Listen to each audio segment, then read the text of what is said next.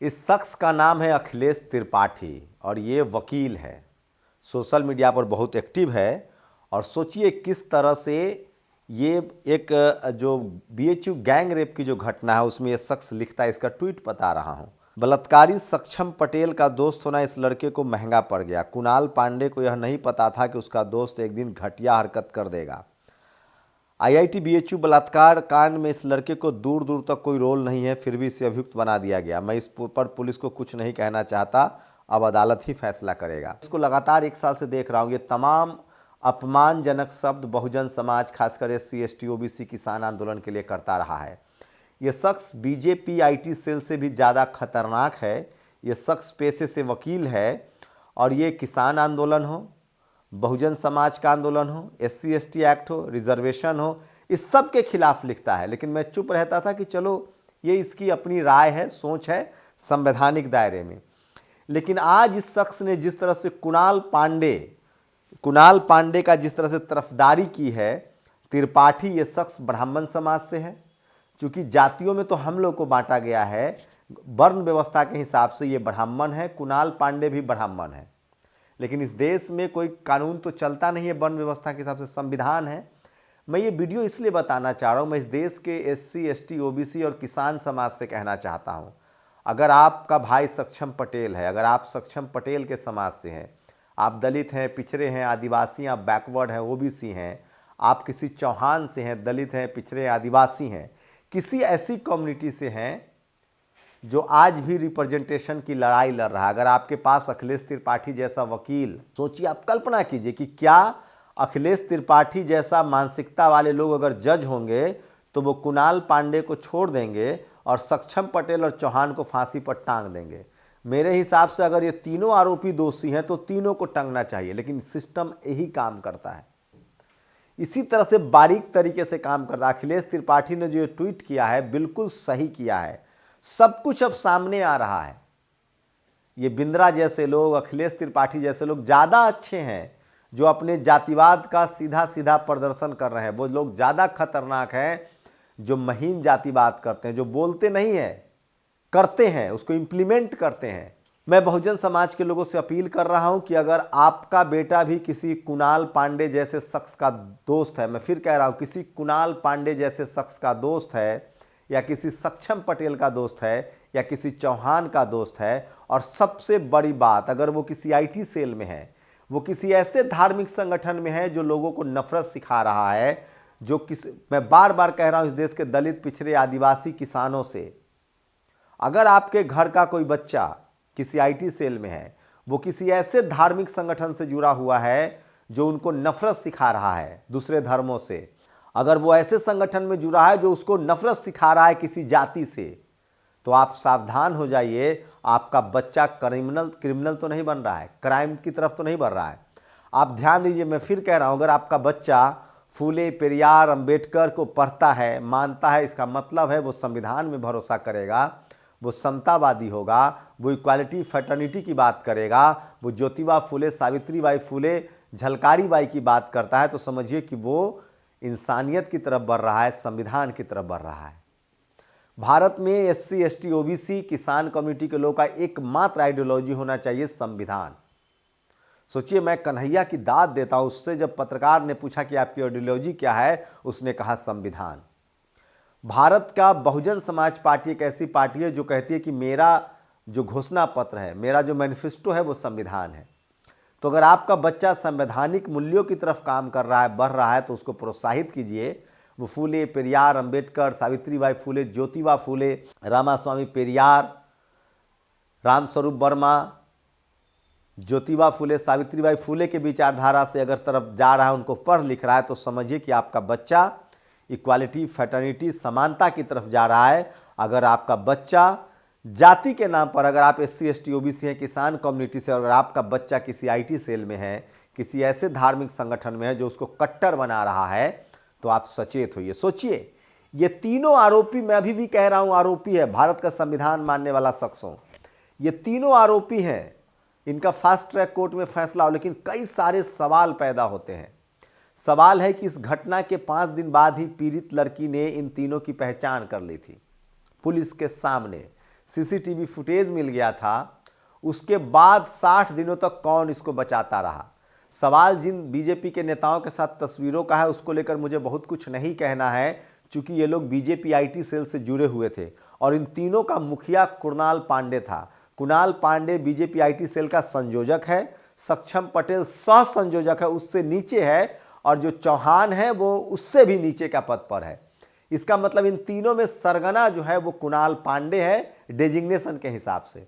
अपराध तीनों ने किया है, जो कहा जा रहा है पुलिस की जो बयान है, इन तीनों ने जो पुलिस को बयान दिया है, जो बहुत ज़्यादा कोर्ट में नहीं एडमिसेबल है, लेकिन मैं अखबारों में जो छपी है, इन तीनों ने क्राइम किया, धरना प्रदर्शन शुरू हो गया, ये डर गए, बाद में ये मध्य प्रदेश चले गए, वहाँ चुनाव प्रचार करने लगे, और उसके बाद जब ये वापस आए तो इन तीनों का फिर से दोबारा बीजेपी आईटी सेल ने इनको और जिम्मेदारी दे दी। इसके बाद इनको लगा कि शायद इनकी गिरफ्तारी अब नहीं होगी, इनको बचा लिया जाएगा।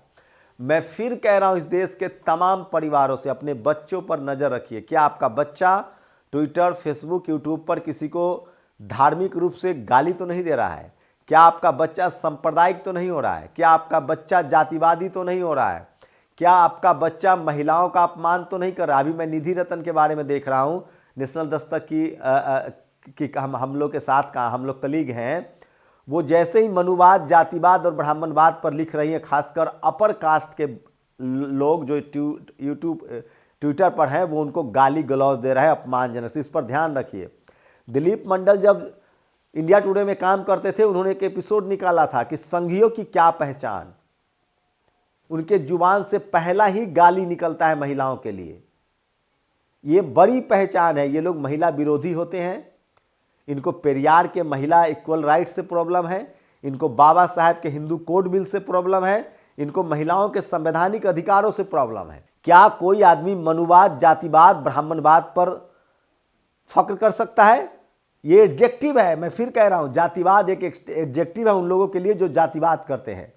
मनुवाद एक एडजेक्टिव है उन लोगों के लिए जो मनु स्मृति को मानते हैं, और ब्राह्मणवाद एक टर्मिनोलॉजी है जो इस देश में महिलाओं के अधिकार के पक्ष में नहीं है, जो शूद्र और वर्ण व्यवस्था को मानता है, अब कुव्यवस्था को मानता है, जो जाति कुव्यवस्था को मानता है। आप किसी भी कोर्ट में किसी भी लीगल तरीके से मुझसे बहस कर सकते हैं।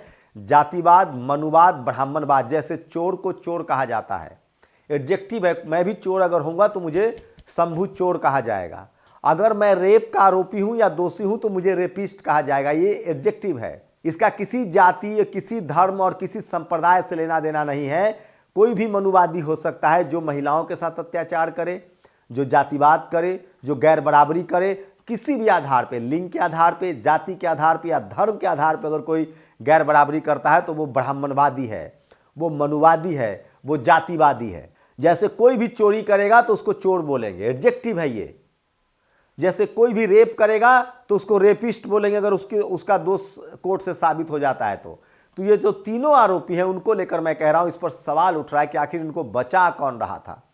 60 दिनों तक ये कैसे घूम रहे थे? 5 दिन पहले ही पुलिस ने शिनाख्त कर ली थी, तो इनकी गिरफ्तारी क्यों नहीं हो रही थी? मैं इसीलिए कह रहा हूं तमाम बहुजन समाज के लोगों से कि अगर आपका बच्चा इस तरह के किसी भी संगठन से जुड़ा हुआ है तो उस पर बिल्कुल नजर रखिए और देखिए कि क्या वो किसी ऐसे धार्मिक संगठन में तो नहीं है जहां उसको नफरत सिखाई जा रही है, जहां उसको क्रिमिनल बनाया जा रहा है।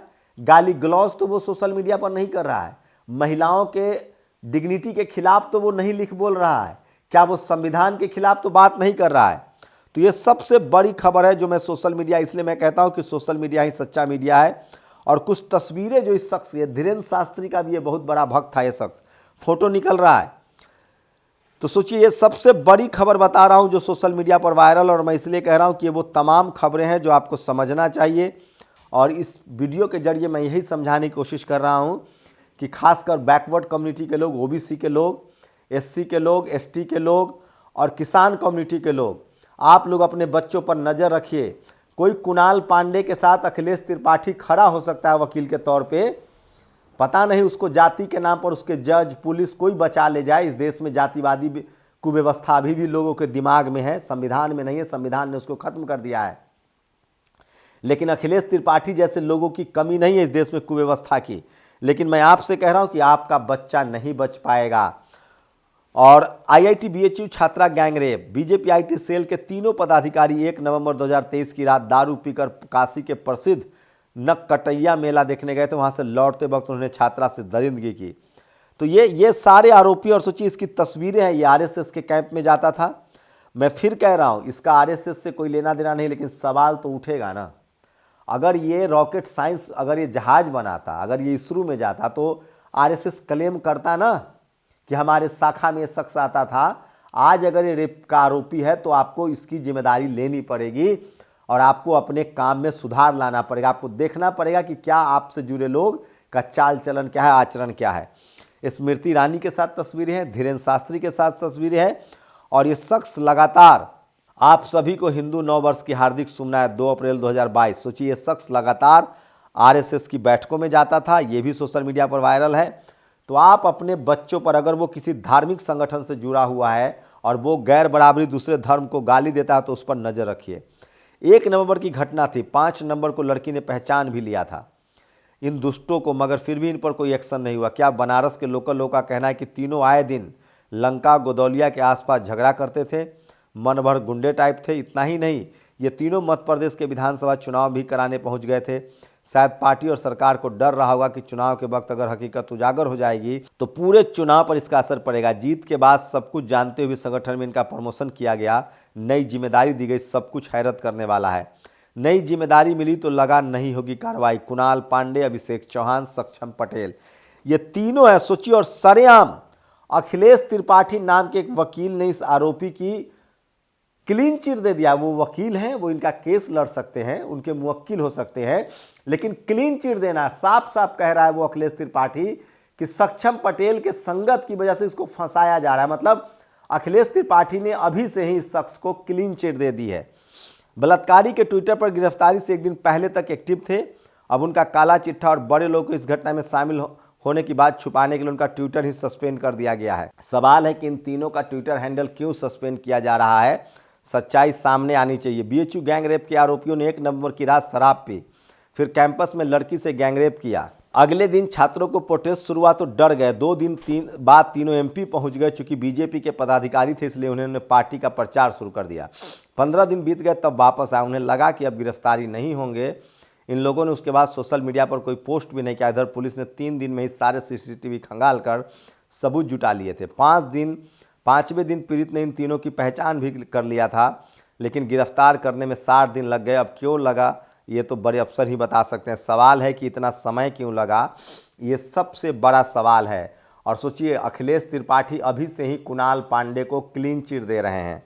बागेश्वर महाराज की आजकल किस्मत खराब चल रही है। जो भी इनके पास कल्याण के लिए जा रहे हैं उनके साथ बुरा हो जा रहा है। क्या बड़े नेता, क्या आम कार्यकर्ता कृपया यहीं अटक गई है। बाबा जिसे प्रसाद दे रहे हैं और बीएचयू गैंगरेप का आरोपी कुणाल पांडे है। अभी भी ये आरोपी है। दिलीप मंडल कह रहे हैं कि फास्ट ट्रैक कोर्ट में सजा हो। मैं आपसे अपील करता हूं कि अपने बच्चों के रोज के कामों पर नज़र रखिए, और क्या वो किसी धार्मिक कट्टर संगठन से तो नहीं जुड़ रहा है, क्या वो सांप्रदायिक तो नहीं बन रहा है, क्या वो जातिवादी क्रिमिनल तो नहीं बन रहा है, क्या वो महिलाओं के प्रति गाली गलौज की भाषा तो इस्तेमाल नहीं करा। बहुत ज़रूरी है, नज़र रखिए। तीनों गैंगरेप आरोपियों को 2 महीने तक बचाया जा सका। इनके घर पर बुलडोजर कब चलेगा, ये सबसे बड़ा सवाल है जो लोग पूछ रहे हैं। और मैं फिर कह रहा हूं, मैं अभी भी कह रहा हूं, लीगल प्रोसेस अपनाया जाए। ये बनाना रिपब्लिक नहीं है, संविधान है इस देश में, कानून है, और इन तीनों पर सख्त कार्रवाई हो, जल्दी से जल्दी सुनवाई हो, फास्ट ट्रैक कोर्ट में सुनवाई हो। लेकिन सवाल है कि वो लोग कहाँ चले गए जो कल तक दलित, पिछड़े, आदिवासी पर ट्रक चला देते थे, बुलडोजर। सोचिए, निर्भया केस हुआ था, पूरा देश सड़कों पर था क्योंकि मीडिया खबर चला रही थी। सोचिए, सोशल मीडिया क्यों नहीं खबर, सोशल मीडिया के अलावा एक खबर नहीं है चैनलों पर। तमाम सोशल मीडिया पर अभी फिलहाल ट्रेंड चल रहा है, तमाम मनुवादी पत्रकारों की लिस्ट चिपकाई जा रही है। ये लोग चुप्पी क्यों हैं? तो सोचिए, इतना बड़ा जघन्य अपराध हुआ है, निर्भया कांड से भी ज़्यादा जघन्य अपराध है ये, उसके बाद भी इतनी चुप्पी क्यों है? सवाल सबसे बड़ा ये है।